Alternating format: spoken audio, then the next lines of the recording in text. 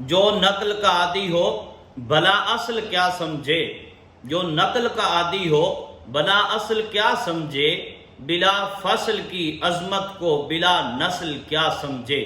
اب ذی وقار سیدنا صدیق اکبر رضی اللہ تعالی عنہ خلیفہ بلا فصل ہیں، آپ امیر المؤمنین ہیں، پورے صحابہ میں شان میں، مقام میں، مرتبہ میں، بلندی میں، شہرت میں بالا عرفہ والا، نبی کا پہلا رفیق، مصطفیٰ کا وزیر، مصطفیٰ کا مشیر، مصطفیٰ کا وفادار، مصطفیٰ کا پیارا ابو بکر صدیق ہے۔ سیدنا صدیق اکبر رضی اللہ تعالیٰ عنہ ایک مرتبہ تشریف لائے، رسول اللہ صلی اللہ علیہ وسلم صحابہ کرام کے ساتھ مجلس میں تشریف فرما تھے۔ سیدنا صدیق اکبر رضی اللہ تعالیٰ عنہ فرمانے لگے کہ میں نے کبھی کسی بت کو سجدہ نہیں کیا۔ اس مجلس میں سیدنا فاروق اعظم رضی اللہ تعالیٰ عنہ تشریف فرما تھے۔ آپ چونکہ جلالی تھے تو آپ نے کہا کہ آپ نے جاہلیت کا زمانہ گزارا ہے، اس کے بارے میں کیا خیال ہے؟ تو سیدنا صدیق اکبر رضی اللہ تعالیٰ عنہ فرمانے لگے کہ میں نے جاہلیت کے زمانے میں بھی کبھی کسی بت کو سجدہ نہیں کیا۔ انوار الصدیق میں ہے، علامہ ابن حجر اسقلانی نے بھی اس روایت کو ذکر کیا ہے کہ آگے سیدنا صدیق اکبر رضی اللہ تعالیٰ عنہ فرماتے ہیں ایک مرتبہ میرے باپ ابو قحافہ نے میرا ہاتھ پکڑا اور مجھے ایک کمرے کے اندر لے گئے، وہاں بت رکھے ہوئے تھے۔ میرے باپ نے کہا کہ یہ تیرے معبود ہے، ان کی عبادت کر۔ حضرت ابو بکر فرماتے ہیں کہ جب میرے باپ چلے گئے تو میں اس بت کے پاس گیا اور میں نے اس سے کہا کہ اگر تو واقعی میرا معبود ہے تو مجھے پیاس لگی ہوئی ہے، مجھے پانی پلا۔ وہ خاموش رہا۔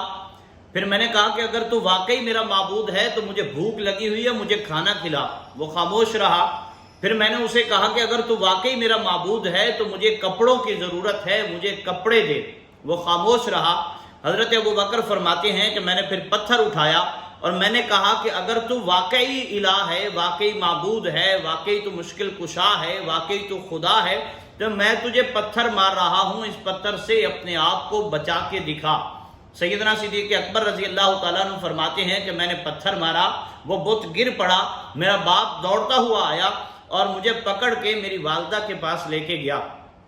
ام الخیر سیدہ سلمہ رضی اللہ تعالی عنہا ان کی والدہ محترمہ تھی، میری ماں کے پاس جب لے کے گیا اور کہنے لگے میرے باپ کہ اسے سمجھاؤ اس نے کیا کر دیا، تو میری والدہ نے فرمایا کہ اسے اس کے حال پہ چھوڑ دو، یہ وہی بچہ ہے کہ جب یہ میرے پیٹ میں تھا تو مجھے غیب سے صدا آئی تھی، یا امت اللہ ابشری بالتحقیق بالولد العتیق، آپ کو ایک ایسے شاندار بیٹے کی ولادت کی خوشخبری دی جا رہی ہے، اسمہ فی السماء صدیق، جس کا نام آسمانوں میں صدیق ہے، وبالخاتم النبیین فی الغار رفیق، اور خاتم النبیین کا غار میں ساتھی ہے۔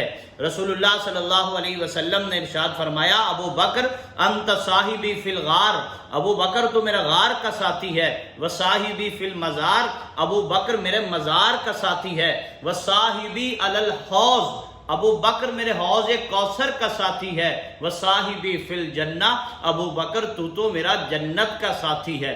سیدنا فاروق اعظم رضی اللہ تعالیٰ عنہ فرمایا کرتے تھے ابو بکر سیدنا، ابو بکر ہمارے سردار ہیں، وخیرنا، اور ہم سے بہتر ہیں، وَأَحَبُّنَا إِلَىٰ رسول اللہ صلی اللہ علیہ وسلم، اور ہم سب سے زیادہ حضور سے جو محبت کرتے ہیں وہ ابو بکر صدیق ہیں۔